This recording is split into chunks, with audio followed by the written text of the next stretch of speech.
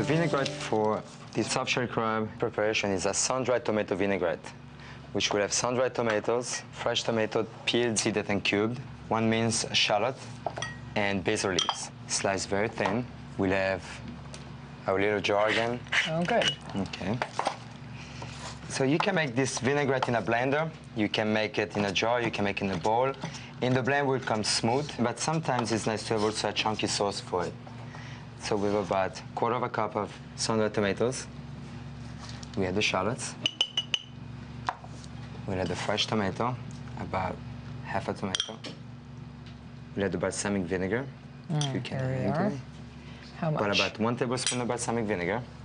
Like That's that? good. And we had 3 tablespoons of extra virgin olive oil.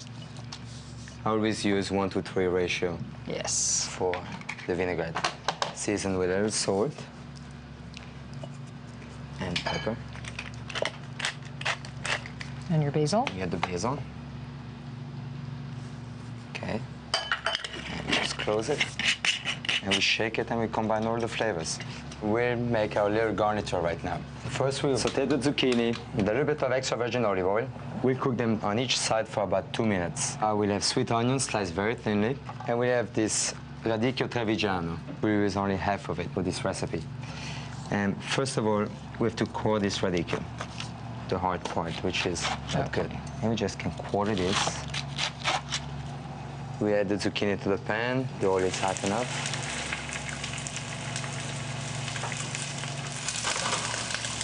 Well, we can heat the pan for the soft shell crab. Any oil? Yes, corn oil, because we have to have a much higher temperature to cook soft shell crabs, so we don't want to burn the oil either. Okay. I'm going to turn the zucchini. Like so. We give a little color, not much. That's what we want. Ah, good. So when they reach this point, we just take them out, set them aside, and we cook our radicchio with the sweet onions. That looks good. Okay, we add a little olive oil to this pan. How much? Go ahead. That's good. It's about a tablespoon. Okay. Lower the flame a little, and we're gonna kind of sweat these onions until they're tender, a minute or so. They're very sliced very thinly, so they cook very fast. Okay. So now our pan is hot. And add our corn oil. You would put enough oil to really cook those crabs. Cook those crabs. They have to be in oil. The onions are ready. We place the radicchio in it. To take away a little bitterness, what we'll do is we'll add a little balsamic vinegar to it to deglaze the whole pan. About a tablespoon. That's good. Okay. At this point, we can shut the heat. Season with salt and pepper.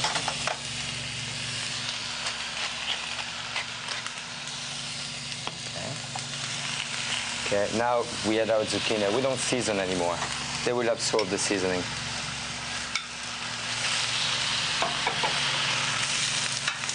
Okay, it's a beautiful melange of vegetables.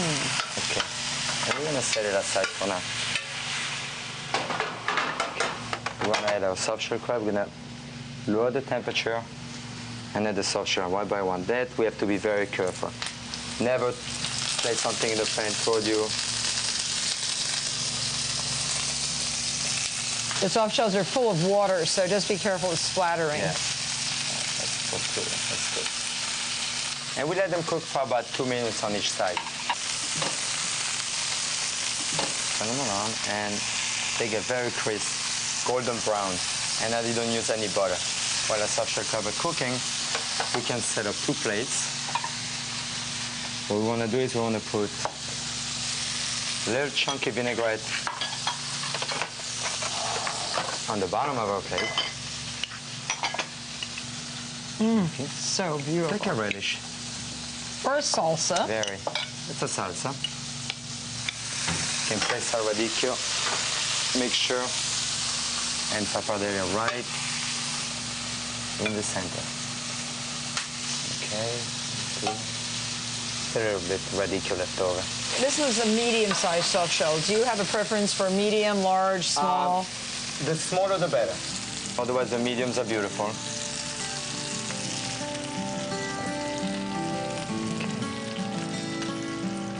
Very good. And these are the soft-shell crab. Here, one for me and one for you. Thank you. This looks so beautiful. Soft-shell crabs with taro root. Thank you so much, Frank. Thank you for having me. Oversized and outrageous oatmeal toffee cookies. Coming up next.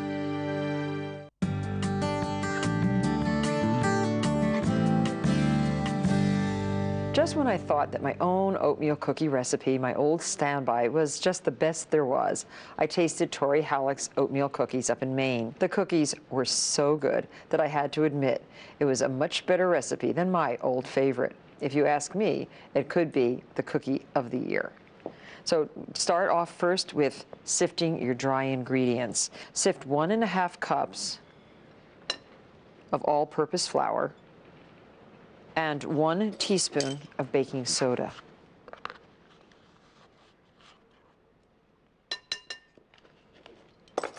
Just sift those together. In the bowl of an electric mixer, cream together 1 cup of butter at room temperature so it's easy to cream. Once the butter's creamed, add 3/4 cup of white sugar and 3/4 cup of light brown sugar. We don't want to overbeat this cookie batter. And scrape down the bowl if you're using an electric mixer once or twice, just to make sure that all the ingredients are mixing up together. Add 1 egg.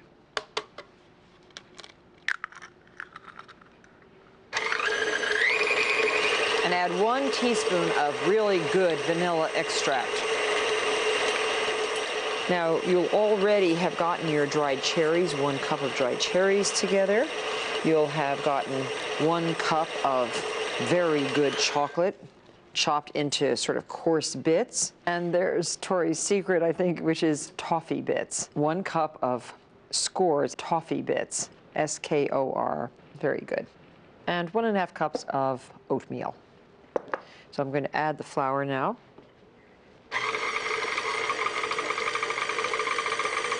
You don't want this dough to be wet dough because you want nice plump cookies.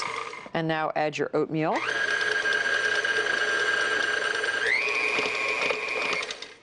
And then your dried cherries.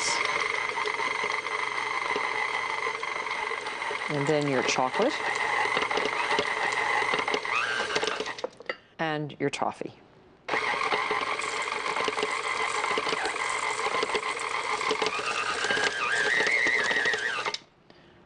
Use our plastic wrap.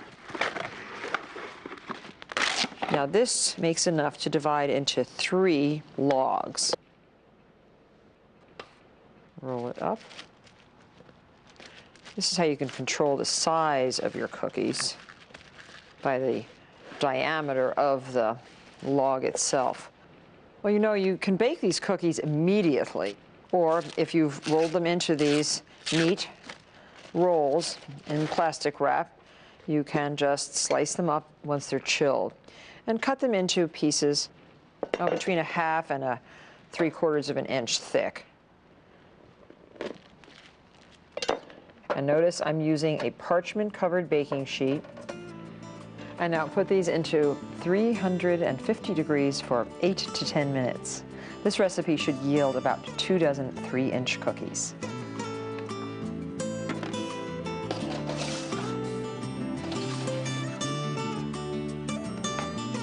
Now you can remove these to cool on a rack.